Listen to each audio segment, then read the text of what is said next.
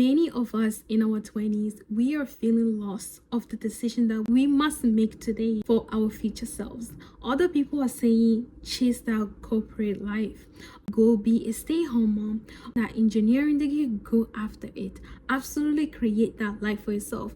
And there's so much opportunity around us, yet we have the paralysis of decision making. That is why I ask, if you would rather be lost in clarity or be lost in decisiveness. Both of them have uncertainty. They don't know whether the path they choose will create the best outcome for them in the future. Not only that, they have doubt in their own abilities in what they can do. And that is absolutely normal. But what truly differentiates people who are lost in clarity and who are lost in indecisiveness is faith. Faith changes everything. Faith is when you have a resilience and you show optimistic in the way, even though you have uncertainty. That is what faith is. When people are lost in decisiveness, number one, they're prone to distraction. They're moving one idea from another, trying to find the perfect playbook, which does not exist. They take this idea, they move forward a little bit, and then they go back on it, and then they move on to another idea, and they're in the constant loop of chasing of what other people are saying. Number two, their thoughts are a comfort zone. They over visualize on the decision that they must make. If they need to make phone call, they sit down and think about what other person's reaction is going to be. It's a safe zone to not do the thing. They sit down and visualize the perfect life they're going to have. However, they are not putting any action forward. Number three, they have this illusion that, oh, this person haven't it figured out, let me listen to them. Upon listening to that person, give them the same initial formula they following initially, and the cycle continues. The bottom line is nobody actually have it figured out. There's no a playbook of step by step. This idea of having it figured out is the person who you just watch is an experience that they have already had, and that experience has allowed them to teach you new skills, hence why you see that they have it figured out. But no, they are into a new stage. That new stage requires a different resilience, and you're not seeing it because you're being distracted and you're being deluded to the view of how perfect their life is. Number four, indecisive people, they avoid hard work. They think that if they sit there and do nothing, something is going to happen. We love to say that we don't avoid hard work, but if you really truly examine your calendar, assess your calendar, where your time is allocating, you are avoiding hard work. Avoiding hard work is not gonna give you the life that you want. The illusion is there is magic formula. There's no such thing as magic formula. You have to unlock that magic every step that you take. That's where the magic unlock itself. But if you're sitting there trying to find the magic playbook, it does not going to work. Every single person you have listened to, they have taken a step, and in their step, that is where they find the magic formula. How does faith play a role in somebody that is lost in clarity? They're not absolutely lost. They feel lost of uncertainty and doubt in their own ability, yet they take action on the information they have.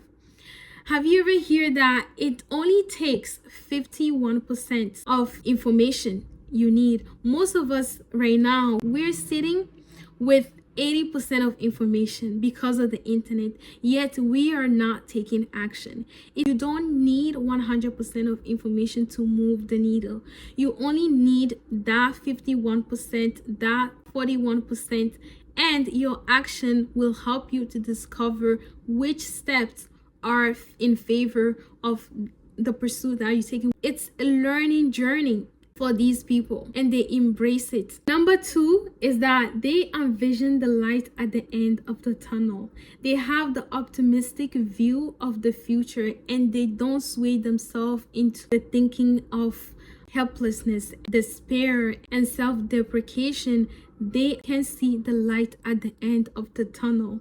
And that light is what keeps them resilient on the path despite the challenges. Number 3, it took me so long to realize this. They are not afraid to walk alone. Many of us are afraid to walk alone because maybe the path that we have taken, nobody around us have taken it. And it's super scary. You disappointing the whole world. But no, at the end, on your deathbed, the only person you're disappointed is your own input. And they can envision it and say that it's absolutely fine for me to walk alone with faith. Doesn't mean that there's no support. It just means that this is the path that you have chosen, and that is your test. Whatever you choose to do in life is going to be tested. God is going to tell you that. Whether it's becoming a doctor, a lawyer, an accountant, an entrepreneur, having kids, engaging with family, anything you do in life, you're going to be tested. So is the goal that you're making. And when you find yourself constantly coming back to that goal, constantly making that goal is no longer a goal anymore. It has become a mission, especially when that goal has the potential of solving so many problems around you. It's no longer a goal that, I just no longer want to pursue this. It has become a mission in which you have neglected a responsibility and you have not taken action upon it. You are not trying to move forward with it. And God is going to tell you how faithful you are. And you know what's so crazy? That goal is like a sound in your brain. It's like an orchestra that is constantly playing, and you have no choice except to distract yourself with other noise. And we all know that when you go back to sleep, that noise is going to be there. It's still going to be there. You're still going to be listening to it.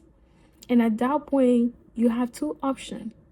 You either say, you know what, I'm just going to listen to this sound and dance to it and move forward to it and embrace it and just move on.